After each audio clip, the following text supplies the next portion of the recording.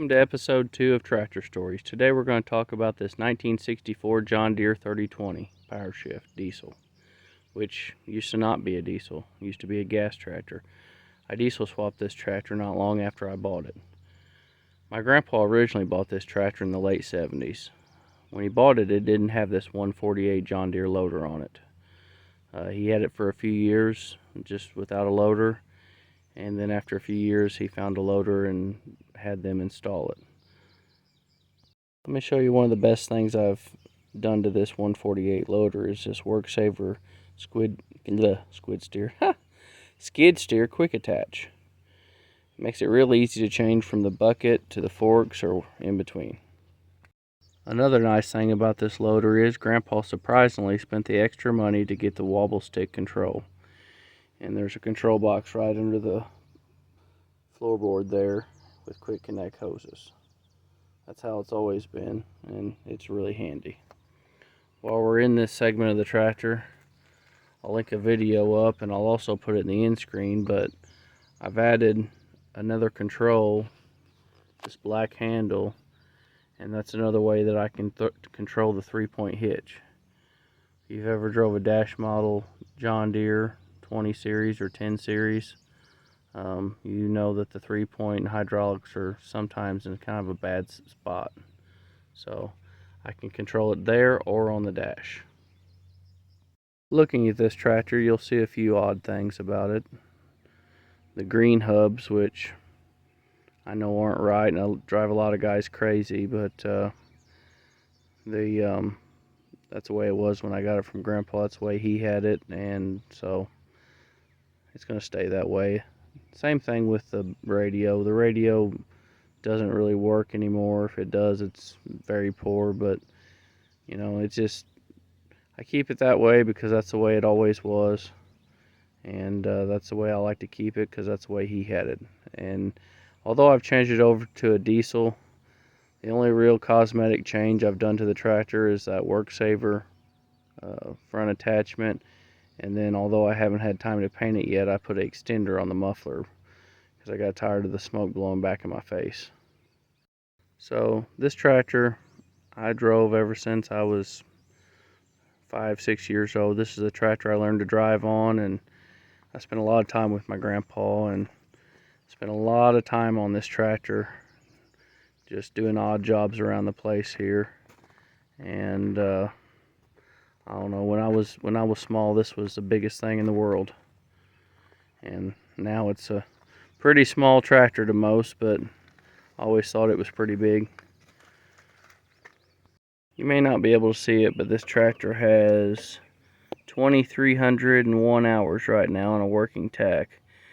Grandpa may have changed it, I don't know, but I know that it was low houred when he bought it. And I know that he really didn't use this tractor a whole lot, so I think it's believable that those could be true hours. I bought this tractor and the brush hog and the rest of the equipment from Grandma back in 2015, or maybe a year later, 16. Grandpa died in 15, and I bought this equipment from her not long after. It is a really good tractor. The 4-cylinder does run idle kind of funny and have its own tune to it. If you'll stay to the end, we're going to fire it up and I'll show you what I mean. It doesn't sound like a 4020, of course, and it just has a little bit of a rough, kind of almost sounds like a cammed up idle to it. The Powershift transmission really works great. Another video I'll link up now, and I'll put it on the end screen, is another video where I showed the transmission and kind of how it works on this tractor, and kind of did a previous walk around on it, but I don't know that I told the whole story of it. But it's a really good loader tractor. The only thing that would really make it a lot nicer, but you start getting a tractor with this, it costs a lot more money, is front wheel assist. If it had front wheel assist, it'd be hard to beat. One thing I do like about this tractor being this small is that it's light enough. I'd say it probably weighs 8,000 pounds, somewhere around there, 9, and it's below that 10,000 pound mark. So if I want to put it on a trailer and go do a project with it, it's really not that big of a deal. Sometimes I do wish I had cab with heat and AC, but you know, it seems like when I'm using this tractor around here as a utility tractor, sometimes it's nice to not have to look through dirty windows, and nice to not have to have a door in your way as you get on and off. And sure, I'd love to have a modern front wheel assist loader tractor with cab, heat, and AC, but this one's paid for and it's doing just fine. Back to the diesel swap just for a moment. Really, there wasn't a whole lot difference between the gas and the diesel on that tractor. I did change over the gas engine, had an oil bath air cleaner, and the tractor that I traded it out of that was a diesel, I believe it was a 66, where this is a 64. And so that tractor had a paper element air filter, and I swapped that over just for ease of maintenance. So now it's a paper element air filter. But the engine blocks, really, the blocks themselves bolt right in. There's really no difference to how they bolt in the tractor or where the water necks or water pumps or anything are. The only thing that I did change, like I said, the air cleaner, the fuel filter, and I wouldn't have had to. It was just, why clean out the tank and when I could just swap it over, put the gas back with the engine and the diesel with this diesel tank with this engine. But the only really thing that I had to change over is I had to change the throttle linkage. The carburetors, when they're gas tractors, they are on the driver's side, and the if it would have been a diesel tractor like this is now, the throttle linkage comes out on the right side because the injection pump is over there on the right side. And then I did have to put a 12-volt diesel starter on it. Originally, this tractor, if it was diesel, would have been 24-volt, but being that it was gas, it was already 12-volt, and I didn't want to be 24-volt anyway. It already had a 12-volt alternator, so I put a 12-volt diesel starter off a modern late 20s, or I think that was actually a 4440 starter, is what they told me, but it's a Nippon Denso. Besides that, it really wasn't too hard to make that gas to diesel conversion, being that I had a parts tractor there with the parts. I'm sure I'm forgetting something about this tractor. There's a lot of little things I've done to it, like that little handle I put on the loader there so I would quit getting grease on my hands. But the biggest thing that this tractor is to me is memories. I don't know how many memories I have sitting there on that fender with my grandpa sitting there on that seat, and I feel like I've rode thousands of miles and thousands of hours right there. So, you know, this isn't the biggest tractor I've got.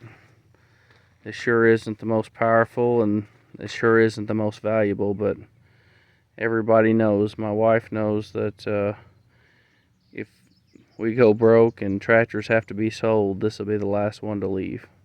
So, I don't want to hold you any longer. Let's see if this thing will fire up. Got to set the throttle. I don't know why I'm pushing in the clutch on a power shift, but it's an old habit.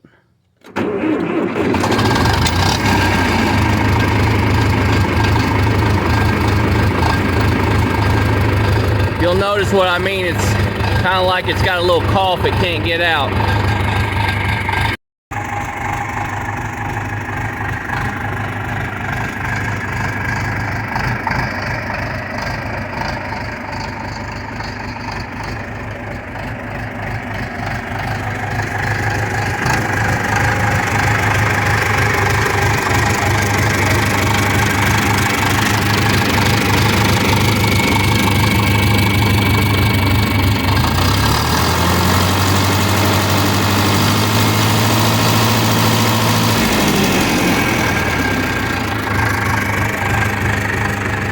If you like this content, telling stories about these old tractors, if you don't mind, hit that subscribe button and turn them notifications on, because Episode 3, I think, is going to be pretty good. My 1943, or what am I talking about, people?